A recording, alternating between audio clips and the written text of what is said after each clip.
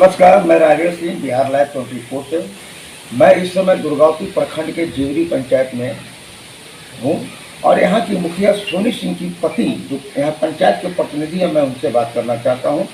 मैं उनसे बात करके जानना चाहूँगा कि आप अपने पंचायत में विगत 5 वर्षों में क्या क्या किया है। सबसे बड़ी बात यह है कि आप 5 साल से पंचायत के प्रतिनिधित्व कर रहे हैं,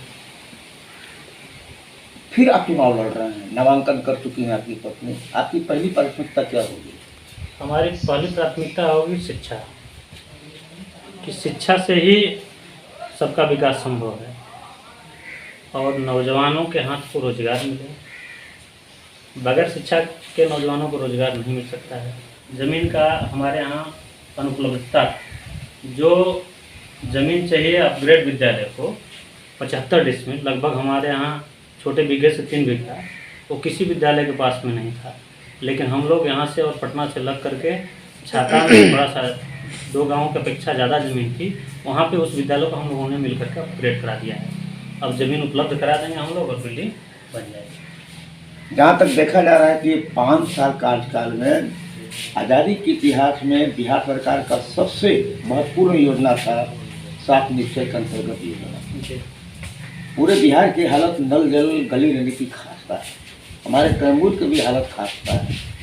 बिहार में जो 7 निश्चय है, खास करके नल जल, तो हमारे ग्राम पंचायत में 2 वार्ड में PRD पंचायत से जो बना हुआ है वो पूरी तरह से एकदम सफल है और सबको हर घर को पानी मिल रहा है। 11 वार्ड में PSD के द्वारा बैठाया गया है, लोक अभियंत्रण विभाग के द्वारा, जिसमें कुछ खामियां हैं।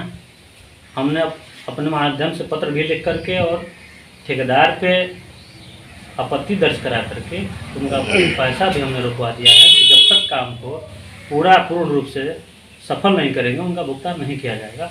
यहाँ सिक्योरिटी और JSDO सब लोग आकर के जांच किए, हमारा जो कंप्लेन था सही पाया गया। उनका जो पैसा है निकासी पे रोक लगा दिया गया है। जब तक फाइनल नहीं होगा तब तक भुगतान उनका नहीं होगा। कंप्लेन किया आज से 2.5-3 महीना पहले, जब सुचारू होकर के लोग बटन दबा दिए और मैं मॉनिटरिंग किया इसका, और जहाँ जहाँ कमियाँ थी लगभग 75% लोग सुधार कर लिए। हम उसका पैसा रुकवाने के लिए कंप्लेन नहीं किया, हम अपने काम को पूरा कराने के लिए रुकवाया और वो काम पूरा हो रहा है। हमको उम्मीद है कि लोग जल्दी उसको फाइनल कर देंगे कि हमने जो कहा कि 5 साल में शिक्षा के माध्यम से जो भी काम किया, वहाँ हमारा विद्यालय अपग्रेड हो गया है। ज़मीन के अभाव में नहीं हुआ, अभी बिल्डिंग नहीं बना है उसका। हम पूरा प्रयास करेंगे पहले उपलब्ध बिल्डिंग करा दें हम लोग मिल करके सरकार से। दूसरी प्राथमिकता है कि जो सरकार का सोच है कि गरीबों का उत्थान हो,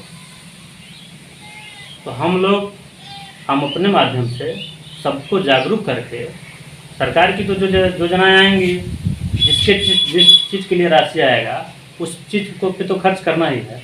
साथ ही साथ जो पिछड़े हुए हैं, जो दलित हैं, महादलित बस्ती है, उनका शिक्षा का उत्थान और सामाजिक उत्थान हो, इस पर हम लोग कार्य करेंगे। मैं आपके पंचायत से करारी गांव का पिछले 3 महीना पूर्व मैंने उठाया था। हमें ऐसा लगता है कि आपके पूरे पंचायत में सबसे बड़ी समस्या अगर ग्रस्त है सड़क की समस्या, तो करारी का है। इसके बारे में क्या कहना चाहिए? देखिए, वहाँ सड़क की समस्या नहीं, वहाँ नाली की समस्या है।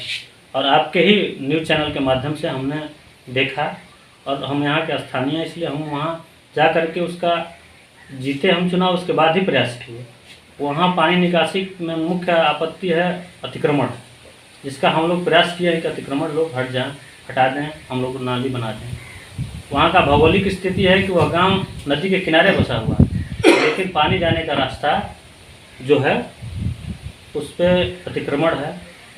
और उस अतिक्रमण को हम लोग, अगर हमें मौका मिलता है दोबारा, तो मैं आपको आश्वस्त करता हूँ कि 1.5-2 साल के अंदर वहाँ के स्थानीय लोगों से सहयोग लेकर के उस काम को हम लोग करा देंगे। लेकिन अब गली उली का थोड़ा सा हमको दिक्कत नज़र आ रहा है। आपके पंचायत में कुछ शिकायत मिल रहा है, नली गली का छोड़ दिया। देखिए, सरकार का जितना पैसा आया हमने सब उसको एकदम सही जगह से खर्च किया है। और मैं दावा के साथ कहता हूँ, मेरे पास कागजी प्रूफ है कि मेरा अपना व्यक्तिगत पैसा, जो कोरोना महामारी में पैसा जो पंचायत को आना था समय से नहीं आ पाया, मेरा 17.5 लाख रुपया अपना निजी लग गया है इस नली गली को पूरा करने में। आपको एक खासियत बता देता हूँ, हमारे यहाँ मुस्लिम वर्ग के धोबी बिरादरी से कब्रिस्तान है, जिसमें हमारे पंचायत में पूर्व में के अल्पसंख्यक समाज के मुखिया 10 साल रहे हुए हैं, और वहाँ 10-15 साल से उस कब्रिस्तान में मलमूत्र का पानी जाता था। टोटल कब्र मलमूत्र से भींगा रहता था। हमने संकल्प लिया था, जीता था कि इस पानी से मुक्ति देंगे, और उस पानी से मुक्ति देने में हमारा अपना निजी पैसा 10 लाख रुपया खर्चा हुआ। मैं किसान का बेटा हूँ, अपने किसानी का कीमत लगा करके, और मैंने जो वादा किया था इस कब्रिस्तान को सुरक्षित कर दूंगा, हमने सुरक्षित करने का काम किया। चलिए, आपने किसान का मुद्दा उठाया तो मुझे बात याद रह गया। बात बताइए, ये खाद की समस्या क्यों उतना पड़ी हुई है? आप देख रहे हैं कि लंबी लंबी कतारें लाइन लगी हुई है, क्या कारण है कि खाद की इतनी लंबी लाइन है? एक रिकॉर्ड तोड़ हो गया कि पुरुष की छोड़िए महिलाएं भी लाइन में लग रही है। देखिए, इसमें तो कहीं ना कहीं सरकार की कमी है, क्योंकि बगल के राज्य उत्तर प्रदेश में वहाँ खाद उपलब्ध है, हमारे यहाँ उपलब्ध नहीं है। इसकी सूचना हम लोग दिए हैं। हम चूँकि बता देना चाहते हैं आपको जानकारी के लिए कि हमारे पिताजी अभी 25 अप्रैल को एक्सपायर कर गए। वे पैक्स के भी अध्यक्ष थे और व्यापार मंडल के भी अध्यक्ष थे।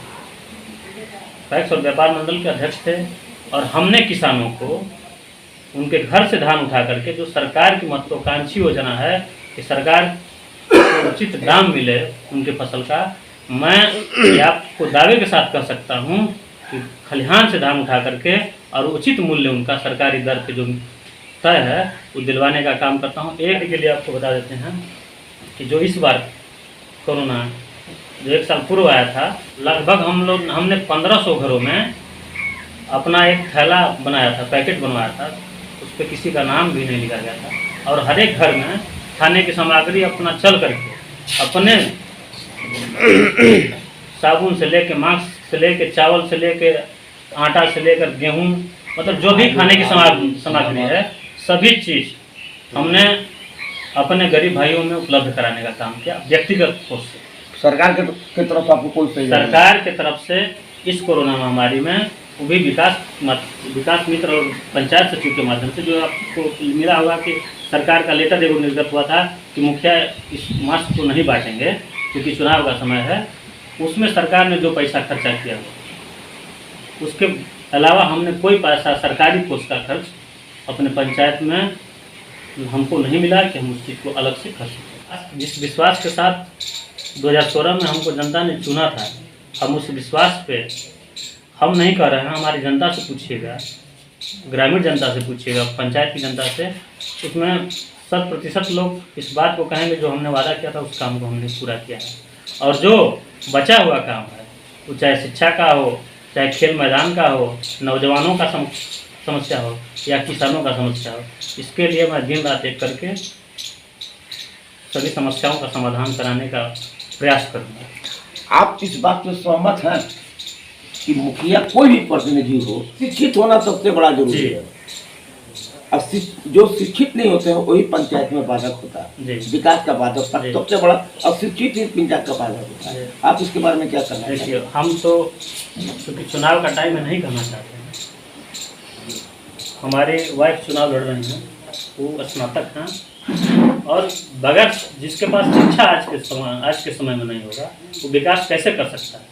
बिना शिक्षा के विकास संभव नहीं है। पंचायत के जेवरी गांव में हूँ और मैं मुखिया से भी बातचीत किया हूँ।